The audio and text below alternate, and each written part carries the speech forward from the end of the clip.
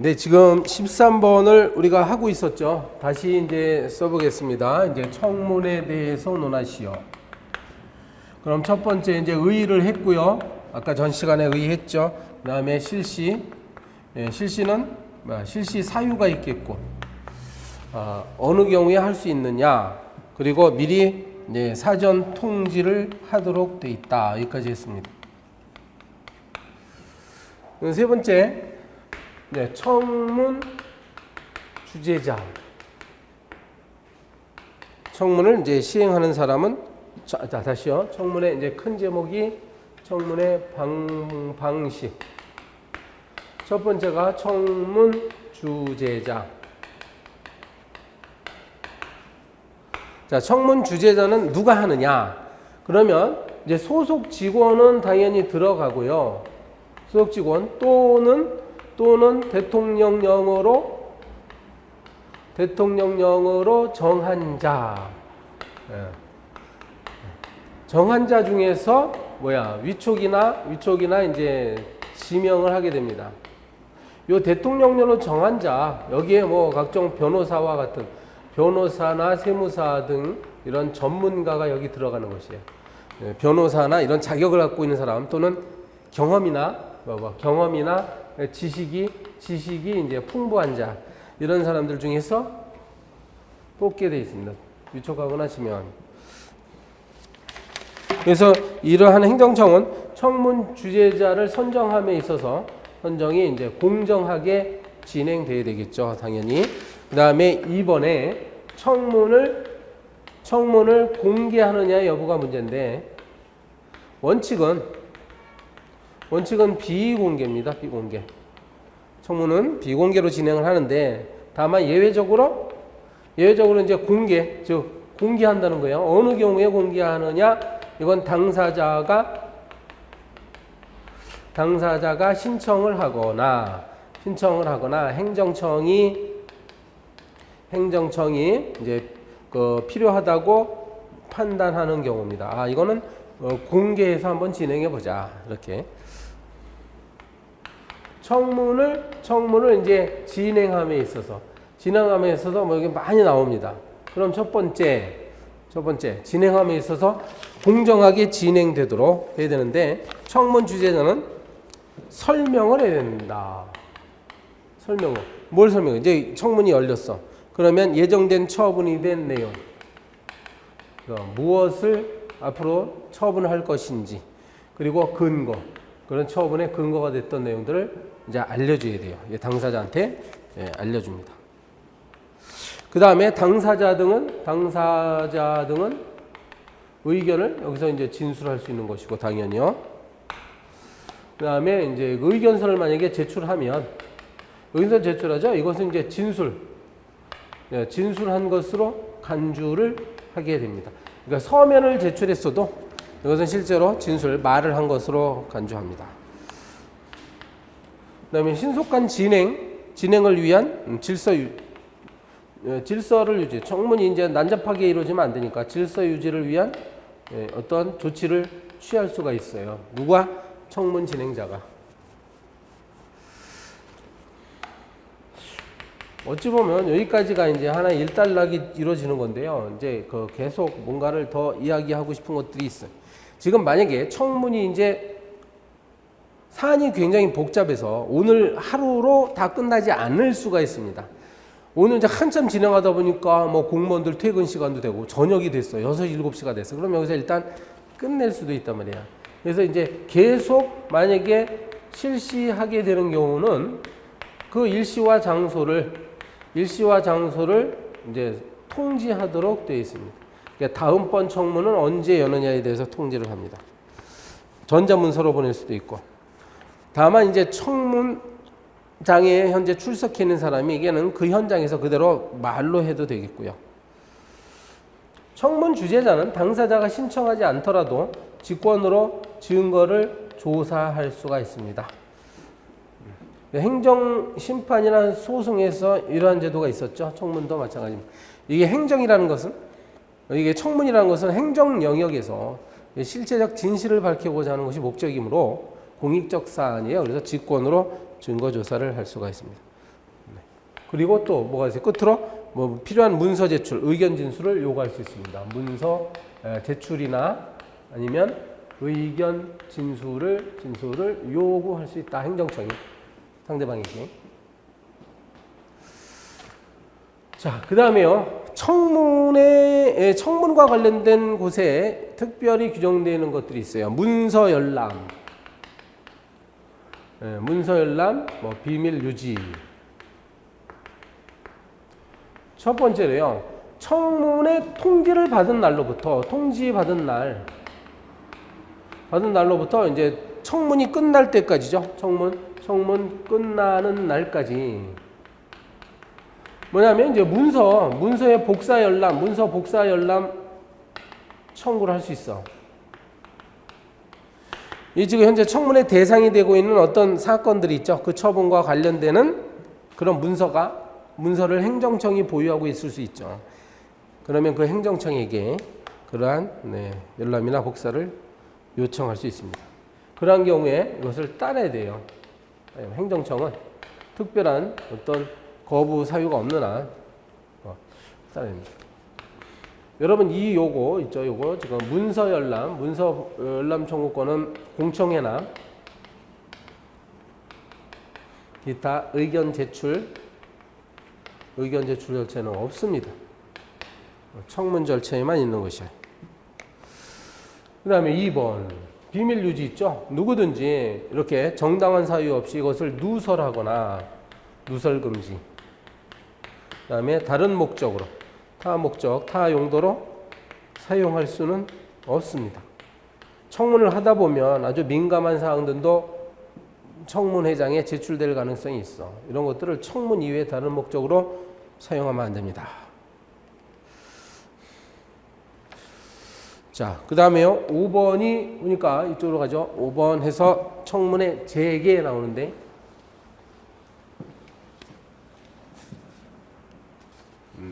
5번이죠. 5번.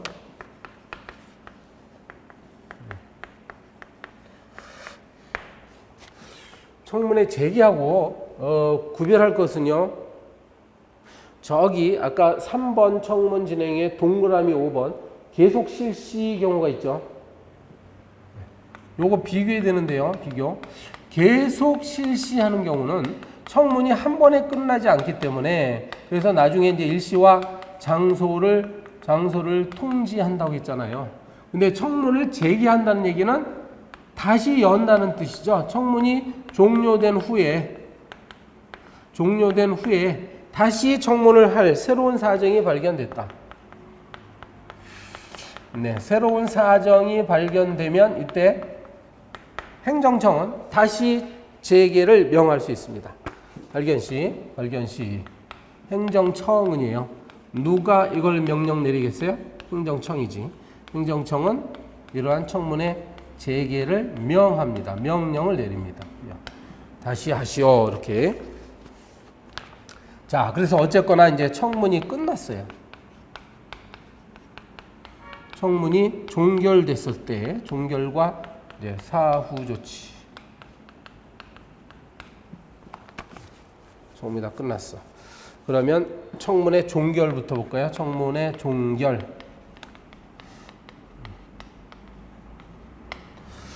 청문 주재자는요. 이것이 이제 충분히 어떤 증거 조사가 이루어졌다고 판단되면 청문 주재자는 이것을 청문을 종결할 수 있는 것이에요. 종결할 수 있습니다.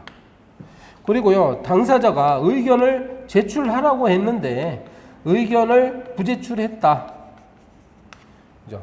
뭐 언제까지 의견을 제출하라고 했는데 정당한 이유 없이 이걸 제출을 하지 않았어. 그러면 의견이 없는 것으로 간주하는 거죠. 의견이 없는 것으로 간주해서 이제 청문을 종결할 수 있게 됩니다. 끝까지 의견 제출하는 건 뭐 기다릴 필요는 없어요.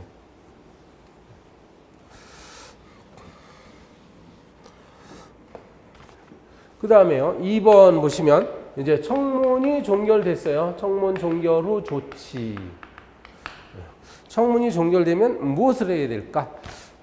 이걸 아셔야 되는데요. 여러분 이제 청문 주재자는 여기 따로 있는 것이고 주재자라는 것은 행정기관의 소속 기관이나 소속 직원이나 변호사와 같은 전문가라고 했어. 그럼 여기에 행정청이 따로 있는 겁니다. 서울시장 같은 사람이 행정청이죠. 청문은 여기서 이루어지는 거예요. 그래서요, 첫 번째. 청문이 끝나면 이 사람은 청문 조서라든지, 그 다음에 당사자가 제출한 뭐 의견서, 의견 진술 이런 것들 있죠. 의견서, 의견 진술, 의견서 같은. 그 밖에 이제 서류들을 서류를 행정청에게 보내야 됩니다. 이렇게. 자기가 이제 갖고 있잖아요. 지체 없이 서류를 행정청에게 딱 제출을 한다. 누가 한다는 거죠? 청문 주재자가. 주재자는. 요 청문 조서라는 거는 주재자 측에서 만드는 거예요. 청문 주재자가 만드는 겁니다. 행정청이 하는 게 아니라. 의견, 이제 청문 과정에서 오갔던 의견, 제출됐던 서류 이런 것들을 결국은 행정 권한은 행정청이 갖고 있는 것이니까 이렇게 제출하는 거예요. 그러면 이제 행정청이 이걸 제출 받았잖아요. 그건 처분회의죠. 행정청은 어떻게 해야 돼요? 신속히 처분을 내려야 합니다. 빨리. 청문이 끝났기 때문에 이렇게 처분한다. 처분을 하는 것은 바로 누구야? 행정청이 하는 거예요. 청문 주재자가 막 처분한다 그러면 틀립니다. 그 다음에 3번은 이러한 서류 있죠? 이런 서류. 요 기타, 이러한 서류는 서류 등은 이제 반환 조치하도록 되어 있어요. 1년 이내에 상대방이 이제 지난번 제출한 걸 돌려달라 하면은 반환이 된다.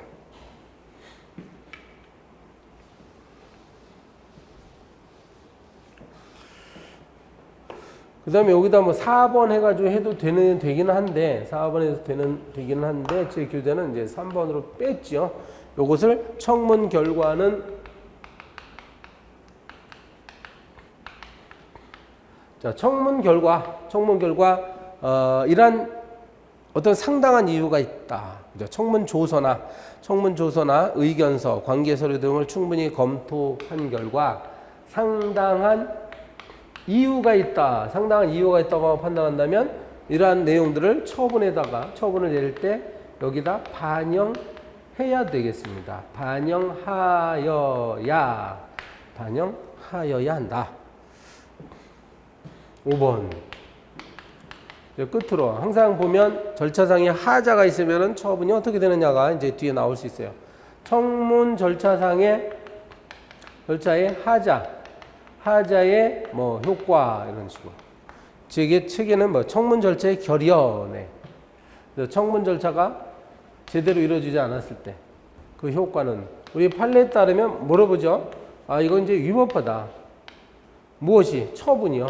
청문 절차를 거치지 않고 한 처분. 처분은 이제 위법하다.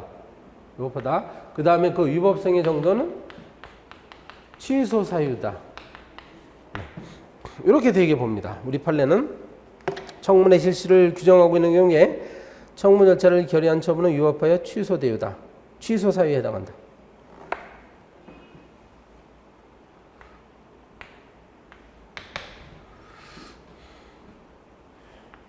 그리고 제 교재 끝에 뭘 하나 추가했는데 뭐 시험에서 이런 내용만 써도 괜찮은데요. 이제 추가하는 거 이거 판례 사안이에요. 또 다른 판례가 하나 있는데 청문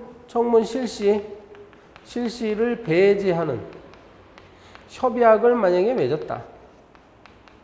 이렇게 되면 이제 이거는 무효다라는 판례가 하나 있죠. 여러분 아실 겁니다. 행정청과 당사자 간에 청문 실시를 하지 않기로 협약을 맺었다 하더라도 이것은 행정절차법 위반으로서 효력이 없다라는 판례가 있었죠.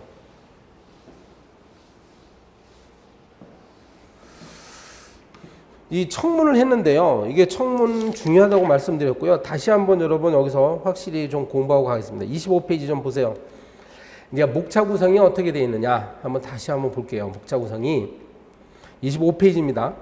청문이 무엇인지에 대해서 먼저 밝혀야 되겠지. 그리고 왜 이러한 청문이 필요한 것인가를 써주고, 그리고 언제 청문을 실시하는지, 언제 청문을, 그리고 청문할 때는 반드시 사전 통지해야 한다는 점, 그리고 청문의 방식에 있어서 청문 주재자를 누구를 선정해야 하며, 그렇죠. 그리고 행정청은 공정하게 열어준다. 그럼 선정이 됐어. 그리고 이제 청문 공개하는지 여부에 대해서 비공개가 원칙이지만 이러이러한 경우에는 공개해야 한다. 그리고 청문의 진행 방법에 있어서 여러 가지 거기 많이 나오죠. 청문 진행 방법. 당사자에게 이런 처분의 내용 등을 설명해 줘야 하고, 그리고 의견을 제출받을 수 있고, 그리고 질서 유지를 위한 조치를 취할 수 있고, 그리고 직권 증거 조사 규정이 있습니다. 필요한 문서 제출 요구할 수 있고, 그리고 이제 문서 열람 복사 청구 제도가 특별히 청문 제도에 있다는 점 했고요. 비밀 유지. 청문이 끝났어도 이제 청문이 재개될 수가 있다는 거 봤고, 청문이 종결된 후에 조치. 네, 청문 주재자는 각종 서류들을 행정청에 제출하고, 그다음에 행정청은 이러한 청문 조서 등의 이유가 상당하다고 인정하면 처분할 때 이것을 반영해야 됩니다. 그렇죠. 뭐 이런 정도로 목차를 꾸며야 돼요.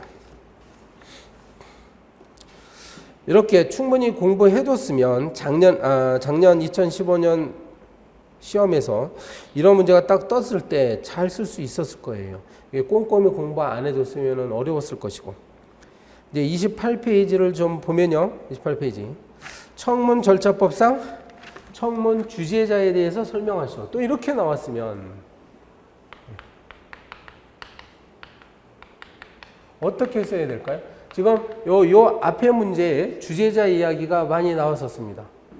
그럼 이런 것들을 딱딱딱 뽑아다가 그냥 단순히 나열하지 말고 뭔가 좀 물 흐르듯이 논리에 맞게 구성할 필요가 있어. 무슨 얘기부터 먼저 할까요? 이렇게 작년에 이렇게 나왔을 때 청문 주재자를 선정하는 문제가 나오겠죠. 또는 먼저 선정하는 내용을 써줘야죠. 어떻게 선정한다고 했어요? 소속 직원이나 뭐 대통령령이 정하는 자 중에서 뽑아야 된다. 그리고 선정함에 있어서 공정하게 이루어지도록 해야 된다. 자, 앞에 문제에는요, 그냥 대통령령으로 정하는 자 중에서 위촉이나 지명을 한다라고 썼는데, 문제가 이렇게 나오고 보니까 좀 자세히 써줄 필요가 있었어요. 그래서 여기 소개됐듯이 교수, 변호사, 공인회계사 등 전문직 종사자, 그 다음에 그 분야에 근무한 경험이 있는 자, 또 관련 분야에 전문 지식이 있는 자 등등으로 이렇게 써주면 좋겠습니다. 그리고 공정하게 해야 된다. 행정청은요, 청문 주재자에게 7일 전까지 뭐라고? 관련 자료를 통지해야 돼요. 뭐 선정만 해놓으면 안 되고 관련 자료를 이제 미리 보내서 학습이 필요하겠습니다. 2번. 요 앞에 문제는 안 나왔던 문제예요. 이거 청문 주재자라고 하다 보니까 조금 더 자세히 써야 되는데, 청문 주재자의 신분, 책무 이런 것들. 이 사람은 독립적으로 공정하게 직무를 수행해야 합니다. 그리고요, 신분과 관련해 가지고 청문 주재자로 지명됐다는 사실만으로 신분상 불이익한 처우를 받으면 안 됩니다. 신분상 불이익을 어떠한 불이익도 받지 아니한다. 네. 그리고요, 청문 주재자 책문과 관련해 가지고 뇌물죄 같은 경우는 형법에 뭐 뇌물죄 규정 같은 경우에는 뇌물죄에 있어서는 공무원으로 봅니다. 여기 직무를 수행하는 과정에서 불법적으로 돈을 받았어요. 직무 처리의 대가로 돈을 받으면 이 사람은 공무원이다.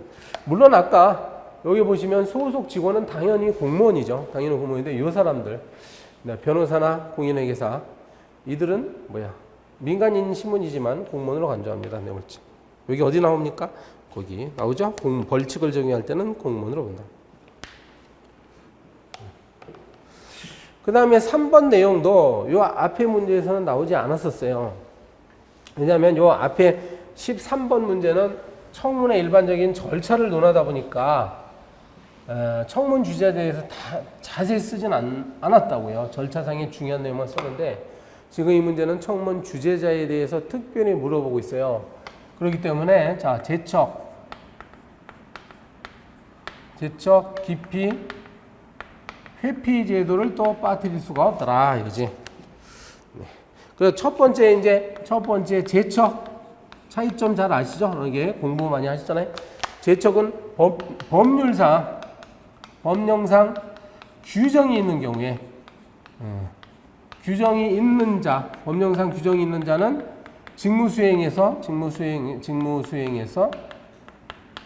배제가 됩니다. 배제. 이것이 제척의 제도예요. 근데 어떠한 경우냐가 쭉 있죠.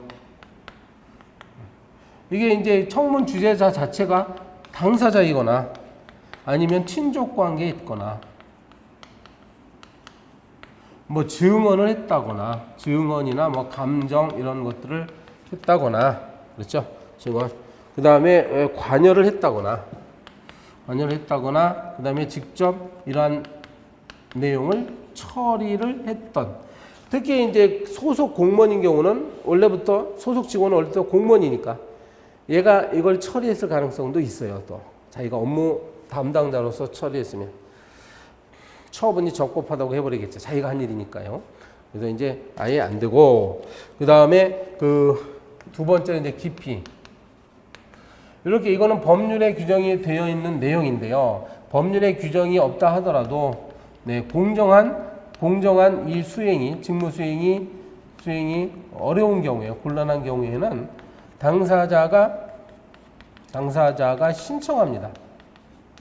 신청하면 행정청은 이러한 기피 사유가 있다고 한다면 지체 없이 그 청문 주제자를 교체해 버려야 돼요. 바꿔야 됩니다. 세 번째, 회피는 이러한 제척이나 기피 사유에 해당한다고 하게 되면 그지? 행정청이 승인을 받아 스스로 이 직무에서 배제하는 거야. 스스로 주제에서 회피하는 겁니다. 주제를 하지 않겠다. 청문 주제를 내가 하지 않겠다라고 하는 것이 회피예요. 자, 그러면 청문 주제자에 대해 설명하시오. 지금까지 뭐뭐 했어요? 언제 선정하며, 그다음에 신분상의 지위, 때로는 이제 공무원일 수도 있다는 거죠. 청문 주제자 하면 항상 공정하게 처리를 해야 된다는 것이 문제가 되니까 네, 제척, 기피, 회피까지 얘기를 하고. 사실 요 문제 작년에 나왔을 때 여기까지만 해도 점수 많이 받았을 것 같아요. 이게 쉬운 문제는 아니었습니다. 근데 이제 원래 더 완벽한 답안이 되기 위해서는 이 청문 주제자의 권리나 의무에 관해서도 이제 써줘야 돼요. 사실은 청문 주제자가 하는 역할들이 있지. 이런 것까지 써줘야 완벽합니다. 이미 이건 앞에서 나왔어요. 이 앞에 문제에서 나왔던 거야. 조금 전까지는 뭐죠? 앞에 13번 문제는 없었던 내용들이고 여기는 이제 여기서부터는 앞 페이지에서 나왔던 겁니다. 뭡니까? 청문을 이제 진행하는 과정에서 그 당사자에게 그 처분의 내용이라든지 그런 어떤 근거가 됐던 법적 근거, 사실적 근거 이것을 통보를 해야 돼요. 설명. 자, 그래서 오늘 이 청문이 왜 열렸는지에 대해서 당사자한테 알려줘야 되겠습니다. 설명하고. 그리고 원활한 청문 절차가 진행되도록 그래서 필요한 질서 유지를 위한 필요한 조치를 취할 수 있어. 그리고 여기다 써도 되는데 여기다 이어서 써도 되는데 따로 뽑아가지고 직권 증거조사할 수 있죠. 청문 주제자는 당사자가 신청하지 않았다 하더라도 직권으로 증거조사가 가능합니다. 그리고 직권 증거조사 그다음에 직권으로 증거조사하기 위해서는 필요한 자료를 받을 수 있어야 되니까 의견 제출이나 아니면 뭐 진술 이런 것들을 해달라고 요구가 가능해요. 요구할 수 있습니다. 그래서 이 사람이 이제 진행하니까 그 결과를 청문 조서에다가 기록해야죠. 청문 조서. 그래서 청문 조서, 청문 주재자는 청문 조서라고 하는 건 제목, 소속, 성명, 그다음에 주소, 출석 여부 이런 것들을 작성해야 됩니다. 청문 주재자는 또 제목, 처분의 내용, 주요 사실 또는 증거, 종합 의견 등이 적힌 의견서를 작성해야 됩니다.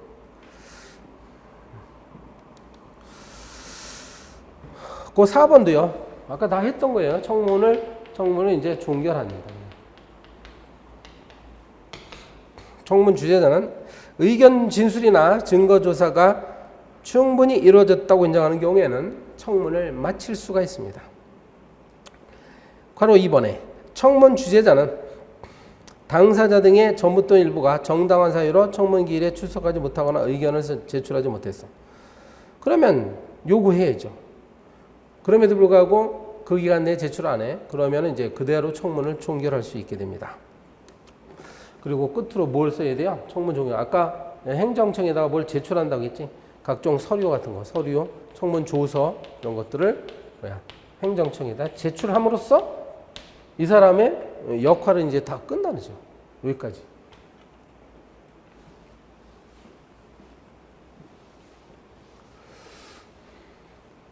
자, 그래서 어려운 청문 절차가 끝났고요.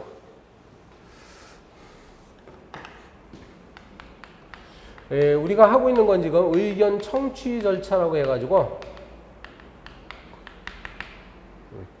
특히나 시민이 불이익한 처분을 받았을 때 행정기관에 대해서 내가 억울하다라고 하면서 의견을 제출할 수 있는 그런 내용들인데 지금 청문 절차 하나 한 거예요. 그 중에 3개가 있죠. 청문 하나 있고 그 다음에 이제 곧이어서 공청회를 하는 것이고 의견 제출. 청문이나 공청회에 해당하지 않는 경우에도요. 최소한 의견 제출 기회는 줘야 됩니다. 이런 거지. 3가지. 우리가 이 파트를 공부를 잘해둬야 되는 이유가 이제 케이스로 출제됐을 때 이러한 내용을 많이 쓸 일이 많아집니다. 케이스로 출제됐을 때 대비해서 잘 써야 돼요. 상황을 봐가지고 이거는 청문 사항이냐 공청회 사항이냐 이걸 봐가지고 써야 됩니다. 그럼 15번 문제를 보는데 바로 행정청이 불이익 처분을 하면서 공개적으로 당사자, 전문 지식과 경험을 가진 사람, 그 밖에 일반인으로부터 의견을 수렴하고자 공청회를 계획으로 열기로 했다. 그러면 공청회에 관하여 설명하시오. 공청회 절차. 이게 중요하다 보니까 2013년도 행정사 1회 시험에 큰 문제로 나왔었습니다. 큰 문제로. 아시죠? 자, 1번. 공청회의. 공청회는 무엇이며 그 다음에 이걸 왜 하는지에 대해서 쓰면 돼요. 공청회는 뭐라고 하면 될까요? 의견을 널리 수렴하는 절차다. 근데 누구로부터? 당사자는 물론이고 이해관계자 그 다음에 일반인들 또 전문가 등으로부터 어떤 처분을 하기에 앞서 이 의견들을 널리 수렴하기 위한 그런 기능을 하게 됩니다. 근데 담당 공무원이 처분을 하긴 해야 되는데 담당 공무원의 지식과 경험은 매우 협소하죠. 이게 널리 의견을 수렴한다. 이번에 이제 공청회를 개최하는데요. 첫 번째, 언제 개최하느냐? 이것은 아까 우리 배운 청문하고 똑같아요. 법령이 정한 경우, 그 다음에 플러스 또 행정청이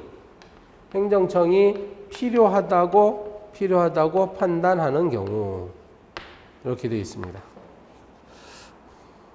근데 물론 이제 생략 사유도 있어요. 생략 사유. 긴급히 처분을 요하는 경우. 그 다음에 상대방이 의견 제출을 명백히 의견 제출 기회를 가질 수 있었는데도 불구하고 그걸 명백히 포기하는 경우. 나는 의견 제출하지 않겠다. 그 다음에 공고. 요거는요, 공청회가 열리기 14일 전까지 무엇을 공고하느냐, 사람들한테. 그 다음에 어디에다가 공고하느냐, 이 문제인데, 당연히 처분의 이제 제목 같은 경우, 처분의 제목 또는 뭐 공청회의 주제라고 할 수 있죠. 제목. 그 사람을 이제 불러들이는 거니까 어디에서 공청회하는지 일시와 뭐 장소 이런 것. 그 다음에 이제 그날 누가 출석을 해서 발표하는지 발표제 하나상. 그래서 발표함에 있어서 발표하고 싶은 사람 신청해라. 신청 방법이나 기한, 기타 필요한 사항들을 하는데요. 이 관보는, 자, 방법은요, 관보, 공보, 그 다음에 뭐 인터넷, 일간신문 등. 신문 등이라고 했으니까 뭐 게시판 같은 것도 필요하겠죠. 여기에다가 널리 이제 사람들한테 알리는 방법을 합니다. 널리 공고한다. 요거 잘 보시면 인터넷이라는 게 아까 어디서 나왔었는데요. 요거하고 한번 비교해 볼까요? 공시송달 기억나십니까? 공시송달은 여기 관보, 공보, 일간신문, 게시판 중에 한 곳에다 하고 엔드 인터넷이었잖아. 그러니까 인터넷에는 반드시 하도록 돼 있어요. 왜냐하면 공시송달은요, 어떤 처분의 효력을 발생시키는 이건 법적 행위예요. 물론 이것도 법적이지만 더 이제 법적인 효력을 부여하기 위한 그런 제도잖아. 그러니까 법적 효과가 굉장히 크죠. 따라서 인터넷에다 반드시 하도록 돼 있어. 좀 강화된 요건인데 이거는 그냥 이 공청회 자체가 처분이 아니고 널리 의견을 수렴하는 절차에 불과하니까 인터넷도 그냥 하나의 방법으로만 집어놨습니다. 꼭 인터넷에다가 하라는 얘기가 아니에요. 네, 계속합니다. 개최 공고까지 했어. 그러면 이제 공청회가 열리겠죠. 개최. 공청회가 무엇이냐? 그 다음에 공청회는 언제 하느냐? 그리고 어떤 방법으로 사람들에게 알리느냐가 있고. 그러면 이제 실제로 자, 공청회 열리기 전에 그 절차 하나가 있네요. 그래서 공청회도 역시 주재자나 이제 발표자를 정해야 돼. 3번의 첫 번째는 뭐가 들어가요?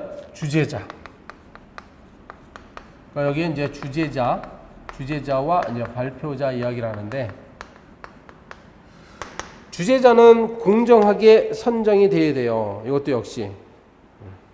그래서 전문적 지식이 있거나 아니면 경험이 풍부한 자 중에서 지명이나 이제 위촉을 한다. 이렇게 써주면 됩니다. 주재자. 그리고 이제 발표자. 요거하고 비교해 보셔야 되는데, 그냥 주재자는 처음부터 아예 전문적 지식이나 경험이 있는 자 중에서 한다. 이렇게 돼 있는데, 이거는 약간 달라요. 발표를 신청한 자 중에서 발표자를 뽑습니다. 그러니까 주재 발표하는 사람 있잖아요. 공청회장에서. 그러니까 내가 말하고 싶은 사람을 뽑는 거야. 그런데 만약 신청자가 없으면 어떡하냐? 그러니까 신청자가 없으면 이때 비로소 이런 이야기들이 이렇게 들어와야죠. 그지?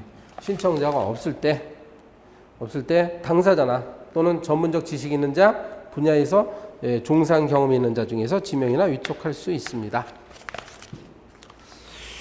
그 다음에 4번은 이제 공청회를 진행하는 거, 실제로 공청회를 이제 진행하는 거, 진행 방법 첫째로 뭔가 공청회 주재자는 이걸 공정하게 진행을 해야 됐어요. 그리고 필요한 조치를 취할 수 있는데, 필요한 조치의 내용 중에는요, 발언을 제한할 수 있습니다. 반을 제한할 수 있고, 그 다음에 뭐 쓸데없는 얘기하는 사람들 있지. 그 다음에 이제 퇴정 명령 같은 것을 할 수 있어요. 막 질서를 아주 혼란케 하는 사람이 있으면 나가시오 이렇게 되는 거야. 퇴장 명령을 내립니다. 발표 내용, 뭐 발언 중지. 그래서 어떤 식으로 구체적으로 하느냐는 이제 행정자치부 장관이 정합니다. 그래서 행정자치부령으로 정해요. 거기 보니까 행정안전부로 되어 있는데 내가 미처 못 고쳤네요. 행정자치부로 바꾸시기 바랍니다. 행정자치부. 그리고요, 발표자는 그 공청회의 내용과 직접 관련된 내용만 발표된다. 직접 관련된 내용. 뭐 이상한 소리 하고 그러면 안 되죠. 직접 관련된 내용에 대해서만 발표해야 한다. 이제 발표가 끝났어. 네, 발표 후에는 두 가지를 해야 되는데요. 발표자 상호 간에 질의하고 답변할 수 있는 그런 기회를 줘야 되고요. 그 다음에 이제 방청인들 있죠. 이 공청회당에 참석한 방청인도 역시 의견을 낼 수 있는 의견 진술의 기회를 부여해야 됩니다. 그러니까 기껏 다 방청했는데, 자, 여러분 공청회가 끝났으니 집으로 들어가십시오. 그러면 안 되고, 이 사람들도 얘기할 수 있는 기회를 줘야 돼요.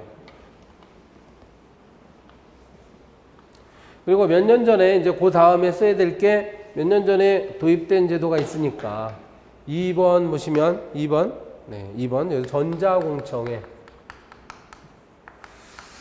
그러니까 화상이나 인터넷 같은 것으로 하는 방법이죠. 예.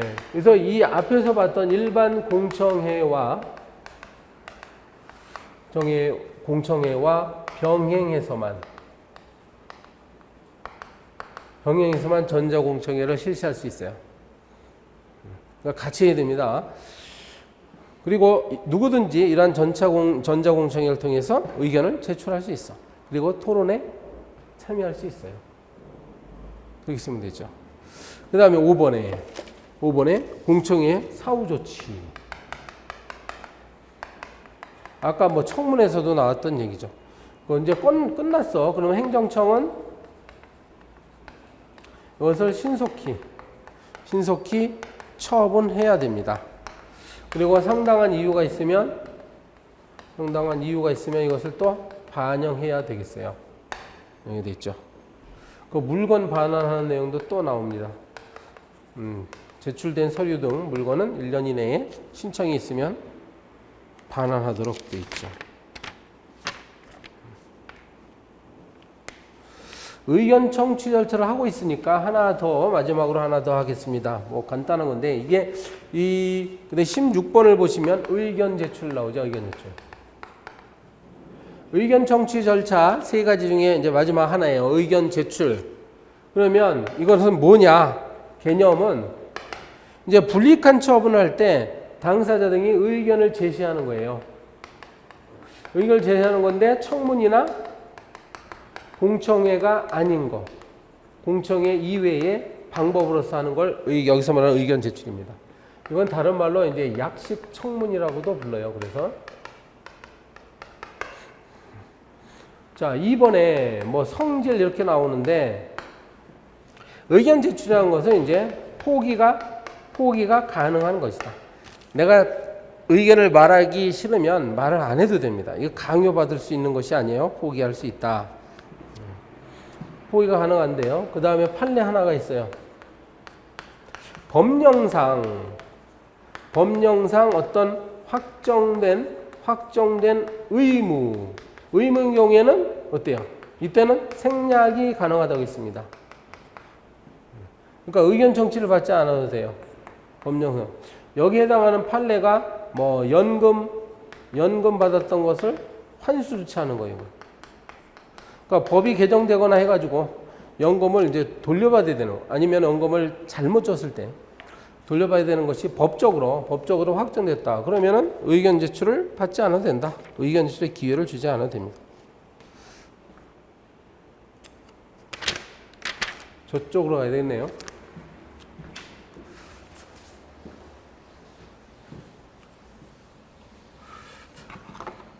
그러면 의견 제출에 기회를 부여해야 돼요. 기회. 대상.